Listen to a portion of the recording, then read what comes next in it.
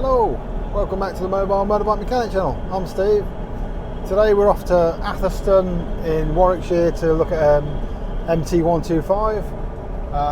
Unfortunately, the young lad who owns it, he's put it in for an MOT and it's come back with quite a few failures actually.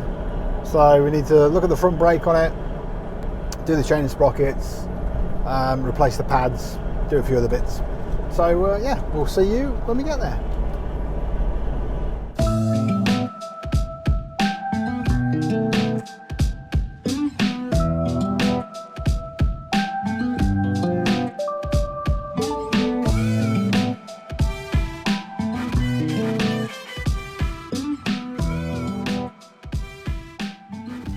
Right folks, here we are with the MT125. This one's actually been on the channel before when we did a replacement chain and sprockets on it a couple of years ago. But so it's gone for an MOT. It's failed on the front disc, so we're going to have to replace that. It's failed on the front pads, so we'll do that as well. Front brake lever here is all a bit wibbly wobbly, so we're going to replace that. And new set of chain and sprockets again.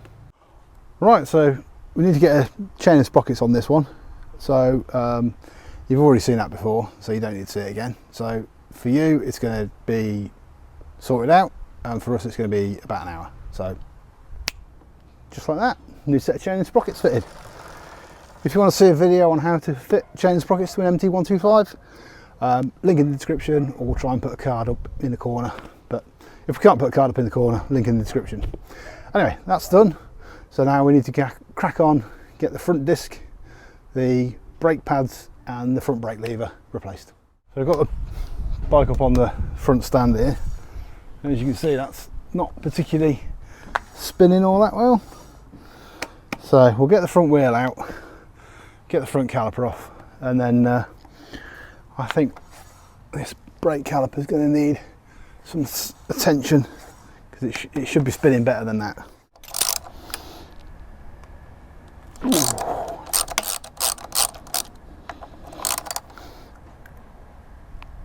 Jesus Christ. What the hell? Whoever done them up didn't expect them to be undone. Wow, they were tight.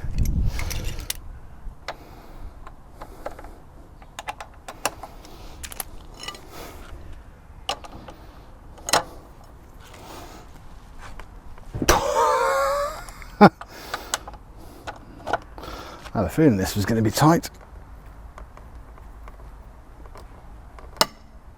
Oh.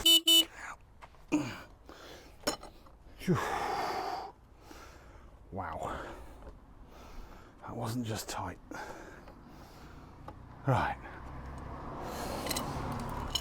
let's get that caliper off.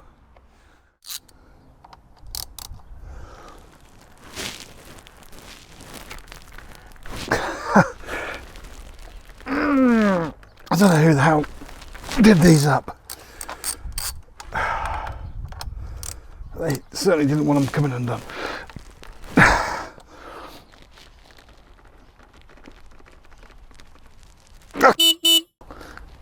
Ah, come on.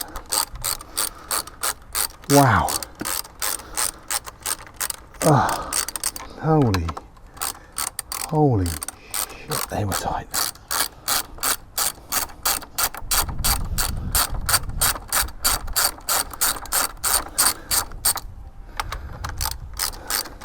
Christ, there's tight, and then there was those. Let's get some gloves. Alright, let's get these bolts out. That was just absolutely ridiculously tight. Now, yeah, as you can see, that caliper is firmly attached. I'll spin the bars around. That caliper is attached to the disc. So we've got something not right going on there. Okay.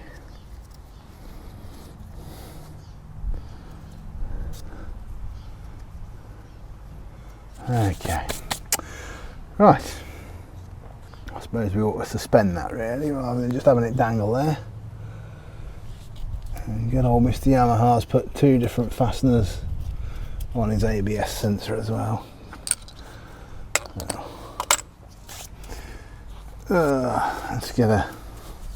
Let's get something to hold that up and just take the pressure off that line a minute.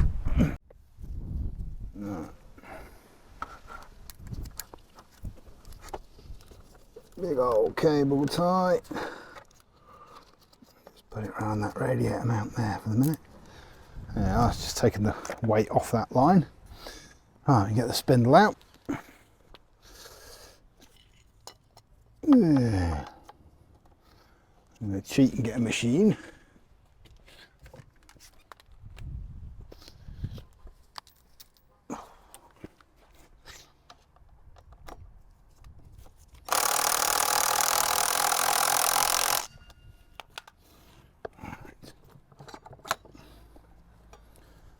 And that's that one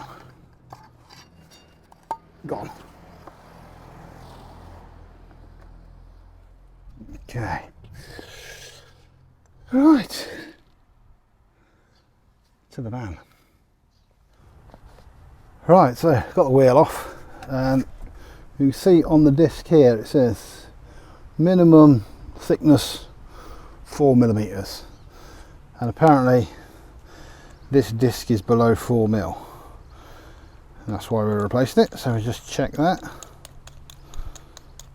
with our micrometer here. All we're going to do is just going to go in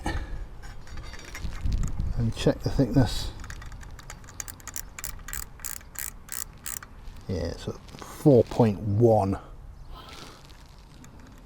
just there. So it is getting to the point of needing to be replaced. 4.1. So yep, so we've got a replacement disc for that one, so we'll get that fitted. Disc replacements either go really well or they go really badly, and the reason why is because these bolts either come out or they snap. I don't want them to snap.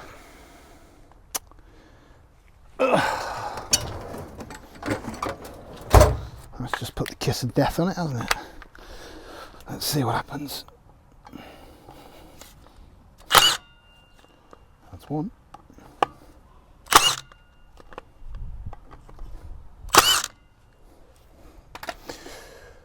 Oh. 50%.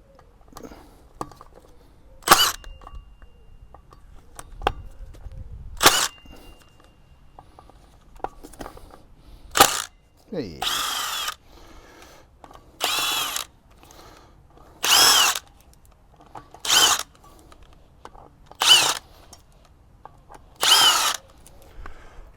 All 6 of them out, none snapped. So just need to release the disc from the wheel. Easier said than done. Where's the hammer?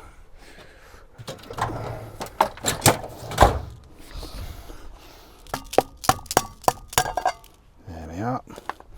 Right, one disc off. Where's the replacement? It's under here. There we are. So, aftermarket wavy disc. We'll get that one fitted. Yep, looks like it's going to fit on there. Interestingly, doesn't matter which way around it fits. All right.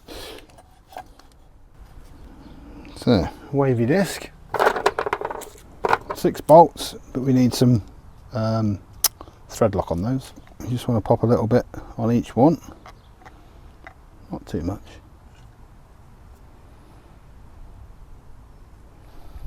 And just start them off by hand. You'll notice these bolts have got a shoulder on them, so that shoulder needs to line up. So you don't want to go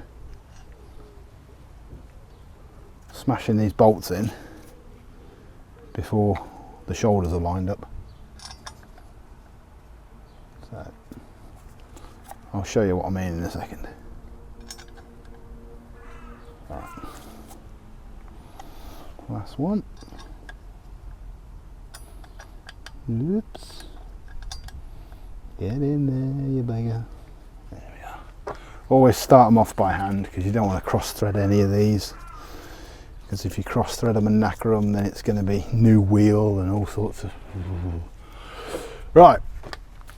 So, putting these in, if you have a look at the shoulder on there, the disc can actually sit on the shoulder rather than in the shoulder, if you see what I mean. So just make sure that everything's lined up. And the easiest way of doing it, you don't use power tools, just use manual fingers. And as long as you get a couple in and seated, then the rest should just spin straight in. Again, if you feel it starting to tighten up or you feel that there's something going wrong, stop, back it out, make sure you're happy before you go mad with stuff. Right.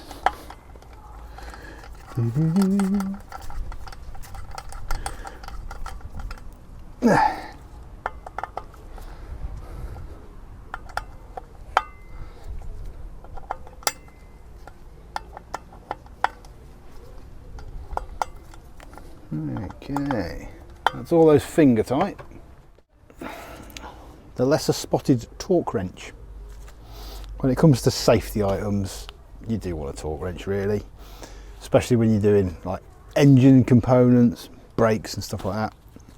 So people are going to slam me all day long, say, oh, you didn't do the torque on the caliper, and yeah, okay, I don't. You do it up until you're happy with it, and that's it. 9 times out of 10, the amount of times I use a torque wrench, I end up snapping bolts because they've been torqued to spec once. When you go and torque them up again, they're going to stretch, they snap. But for the people of the internet, let's shut up. 18 Newton meters.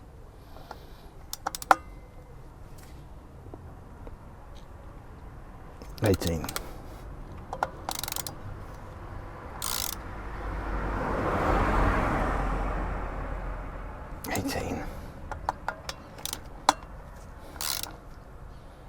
$18. $18.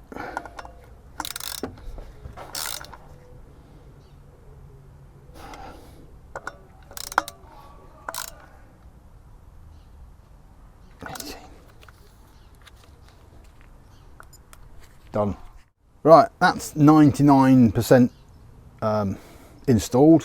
One thing we're going to do is just clean it off with brake cleaner and give it a rub down with a fresh cloth. And all that's going to do is take any packaging, oils or anything like that off the brake disc. And that's a little spacer out the inside that's just fallen out.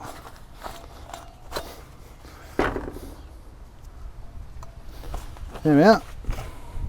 Done. Right, let's go and turn our attention to that brake caliper.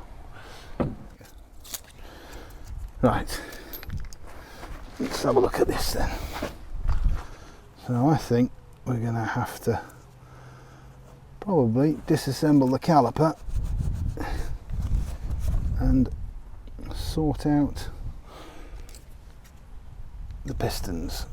So we'll start off by taking out the pins, and then we can drop the pads out, and then we can have a look and see what the hell's going on with it.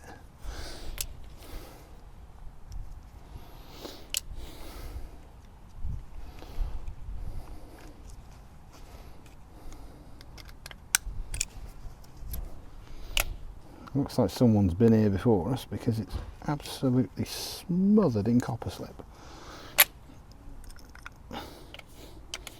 Not necessarily a bad thing, but yeah, pads look half decent. Let's say everything is caked in copper slip. But I think the issue lies with these pistons because they're not pushing back. Yeah, okay. Right. what we're going to do, I'm going to try getting these pistons moving. Whee, come here. So to do that, we're going to start. You can see them moving slowly, but only 1, 2 and 3 are moving. That one's not moving at all. And realistically, it's only that one that's moving. Out of a 4-piston caliper, that's no bloody good at all. Right. What I propose to do, we'll put a spanner through the middle of there, and we'll push all the pistons out until we hit the spanner, and then we can split the caliper, take those out, clean it all up, put it all back together again, rebleed the system, job's good. And if you didn't understand a word of that, keep watching. First things first, we'll take a spanner and we'll put it in the middle of the caliper, which means that piston can't go any further than that spanner, so hopefully it won't pop out. And if it won't pop out, then it will allow the next piston to pop out. And then once that's out, it will allow the next piston to pop out. And now we get the troublesome 4th piston. And we've actually run out of brake fluid on the system. Yeah, I think we've run out of brake fluid there. But at least we've got all 4 moving, so that's good. So now what we can do, we'll split the braking system. We'll split this caliper, take it all apart and give it a good clean. Right, so we've just taken the caliper off of the brake system. And we can now split the caliper by undoing these 4 bolts. Now, you need to do this over a pot because this is going to contain quite a lot of brake fluid.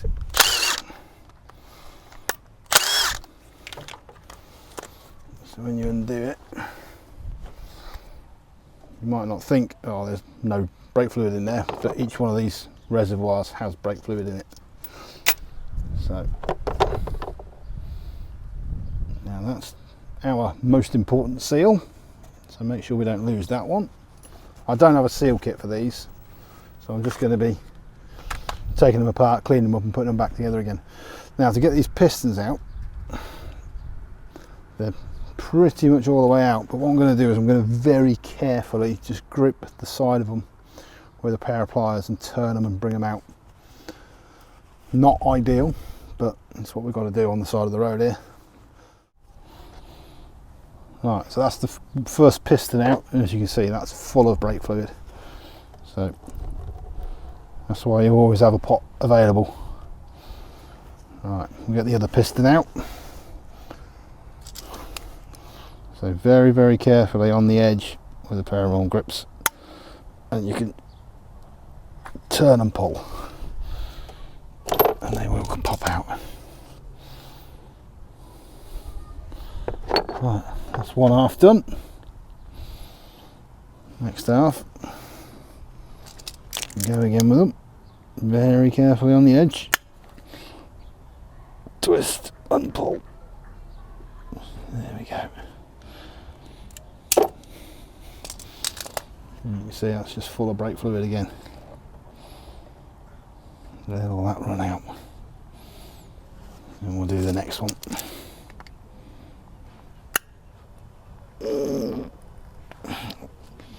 I think this was the troublesome one that wasn't going to move for us.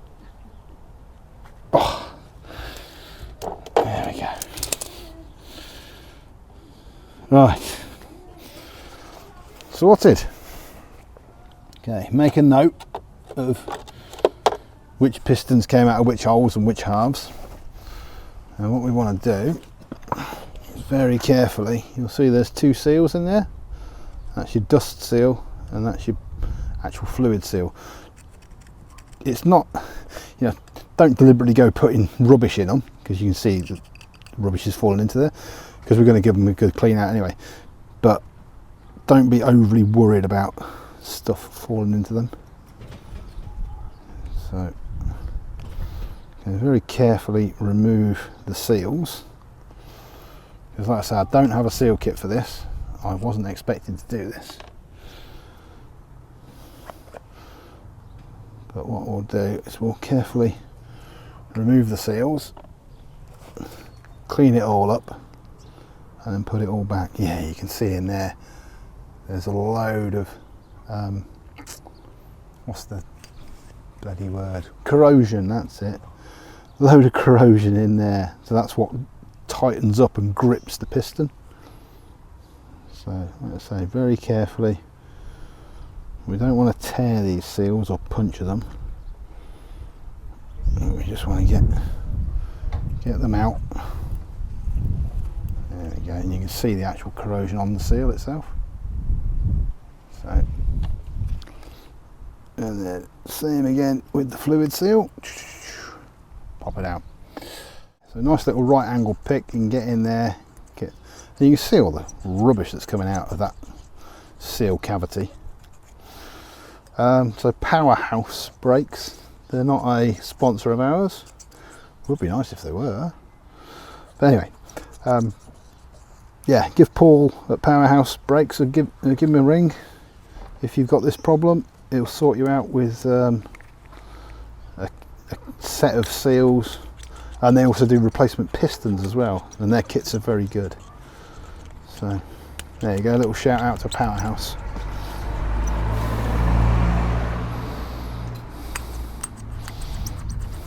Anyway, get this cleaned up.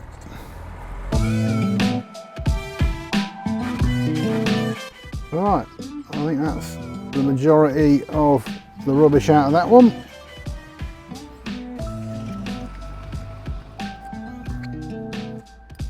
So we'll give that a good wash out with some brake cleaner, and then we can start reassembling it.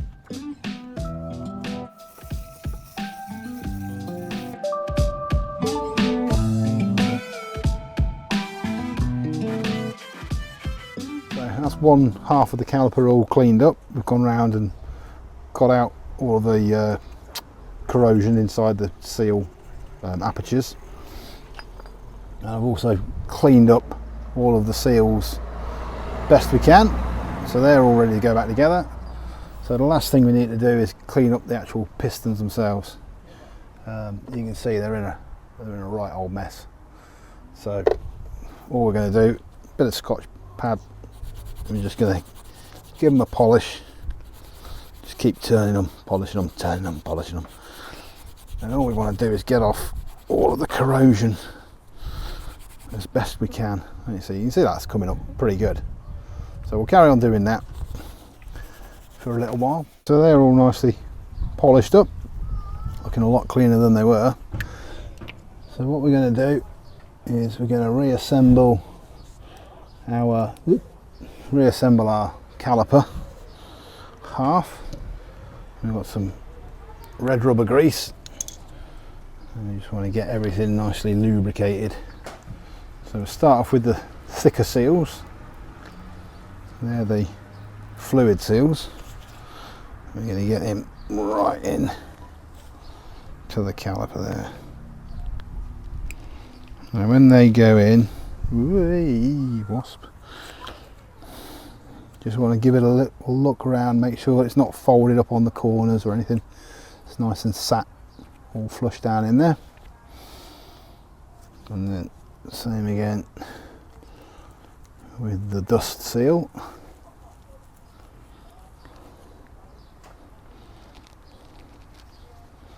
And pop him in. Go on in you go, you beggar. Now the dust seals do have a tendency of lipping over, so you've got to be a bit more careful with the dust seal.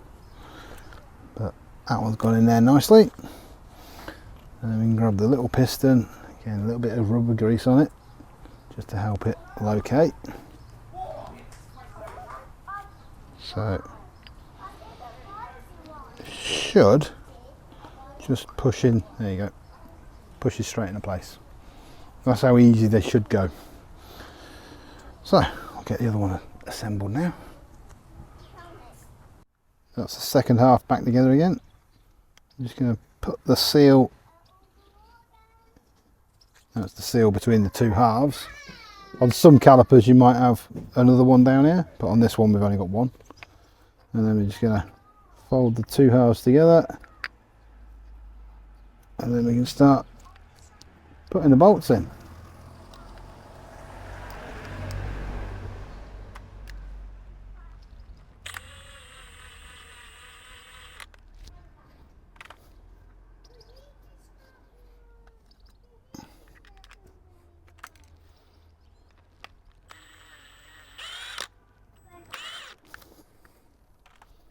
That's the caliper all back together again. So what we need to do is we need to rebuild that with new pads, and then we can refit it on the bike. Right, so we've got some brand new EBC pads, get them fitted, and we've uncontaminated all of the brake parts, because everything was just, if you recall a moment ago, everything was just covered in copper slip.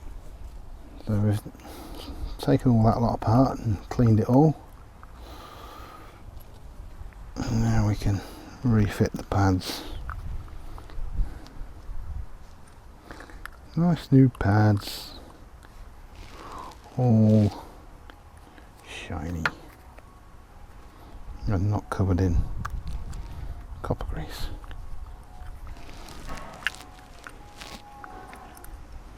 Here we are.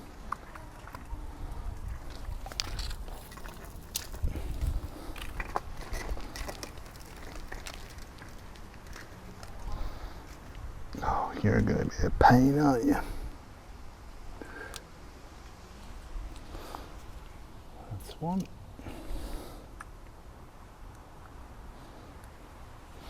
That's two.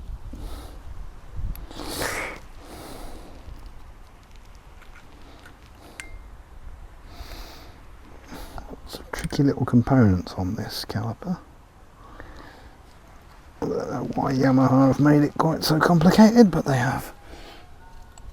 We'll get there with it.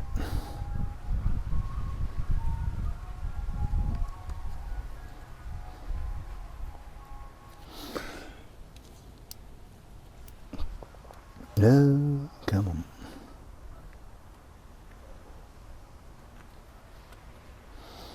Right. So, new pads, all clean springs, all cleaned up the pins, and we've cleaned up all of the R clips as well. So that is all ready to go back on. So what we want to do, we'll refit the front wheel, then we can refit that, and then we can bleed the brakes. And that should be it.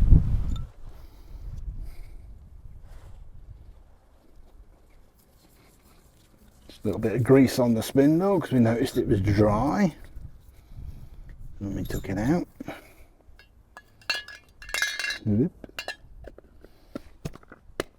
That's not going to be helping matters, is it?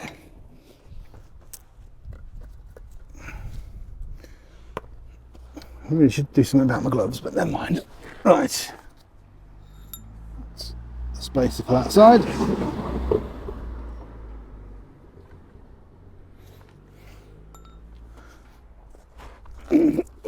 Up she goes.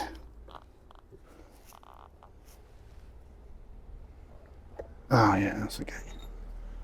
So I thought we had a spacer missing then, but we don't.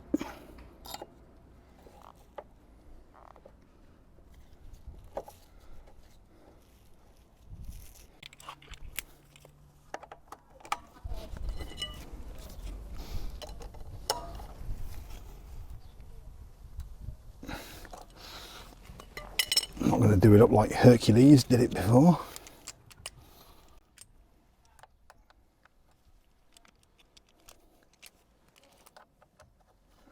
We'll just do those two pinch bolts up.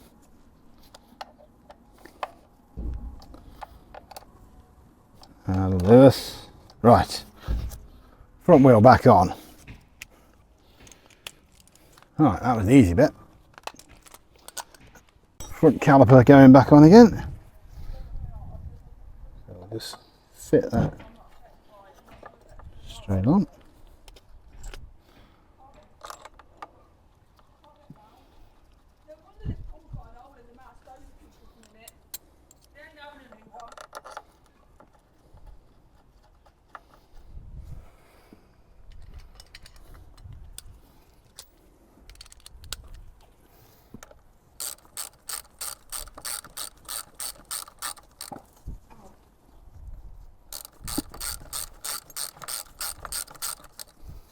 Get you out of the way.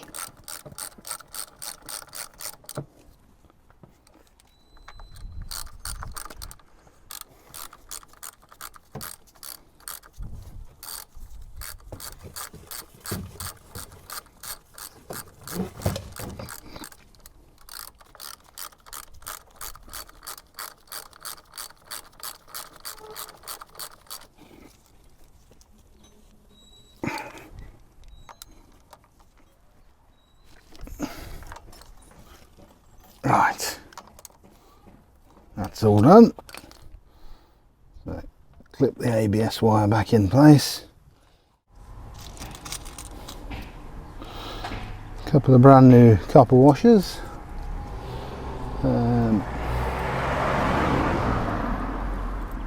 Refit the banjo bolt there.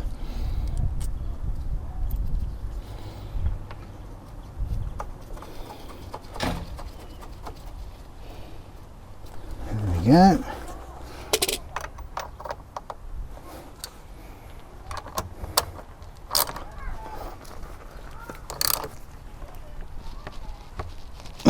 Nice and tight. Good stuff. Right, because this banjo bolt is also the bleed nipple, what we're going to do is we're going to hold the banjo bolt with the 14mm and then put that just to undo it. It just makes life a little bit easier. So if that bleed nipple was really, really tight and you went and undid it, you might actually undo the banjo bolt itself. So just belt and braces. So what we'll do is we'll get the speed bleeder on here, we'll get the reservoir open at the top, we'll get some fluid through it, and we'll bleed up this front brake. Right, so let's get the speed bleeder. Sticky machine. Get rid of all the horrible fluid that was in there. And trust me, it was horrible fluid. Right, that's that done. So you can now not come through that. Whenever you're bleeding brakes, you always want a bit of an upward hill on your hose because air is going to travel up. You can do it that way around and do it straight down, but air is going to trap there. So if you can do it uphill, always do it uphill. It's a little tip for you. Right, let's get that filled up with fluid and we'll get it bled. Right, here's our fluid. So, just fill it right up to the top. There he is. And then we'll go around the other side.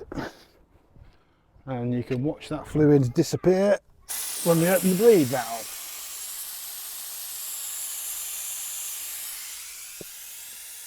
Yep, there it goes.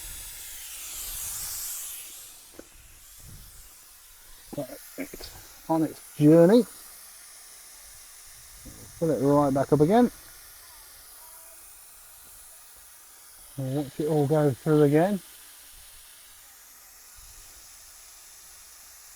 Yeah, it's going down. Okay.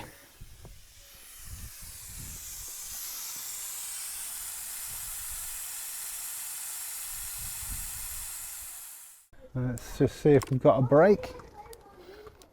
Obviously we need to push all the we need to push the pistons out and the brake calipers out. If you have a look down here, actually, you'll notice, you look at the brake pad in there. When I pull the brake now, you'll see it starting to move. There we go, starting to move. So we're starting to get a brake, which is really good news. And if you come back up to the top here, you'll notice the level's gone right down, even though we're not bleeding the brakes. So all that's doing is that's taking all that fluid down into the system and filling up that caliper, which is good news. If you spin the front wheel and we pull the front brake, we've got a brake, but that caliper's coming all, that lever's coming all the way back to the bar. So we can get better than that. Just needs to be a little bit more bleeding.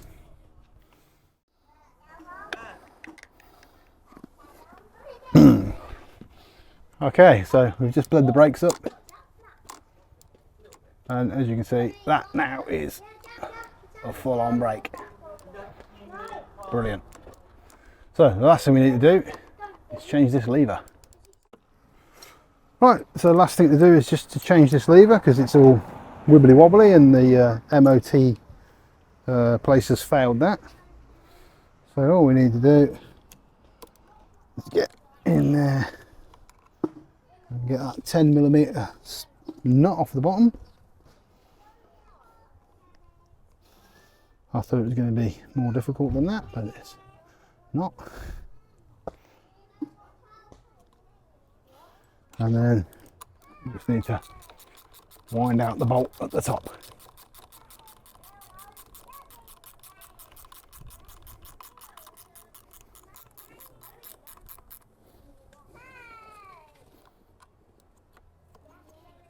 That's the old lever off. Ooh. And we've got a genuine Yamaha brake lever. Some people say, why do I put pattern parts on bikes? Why do I put genuine parts on bikes? The truth is, it's just whatever comes available. You know, we're not a dealer, so it's whatever's available at a good price point for the customer. We're not making any money on parts. We're just trying to supply reasonably decent parts for the customer. So, being a genuine lever, of course it fits straight in. Pop the pin back in again.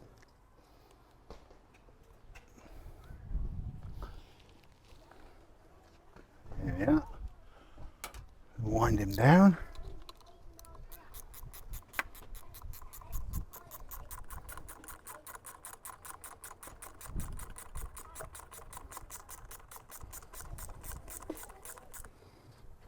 And then we just need to put the clamp nut on the bottom.